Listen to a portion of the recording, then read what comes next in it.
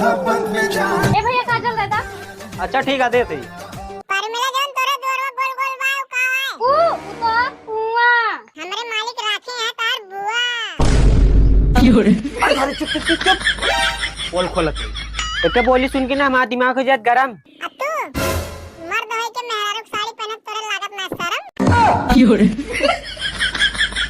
ए कदरो ले लेबो नहीं लगा ला अपने। आयो रे मां।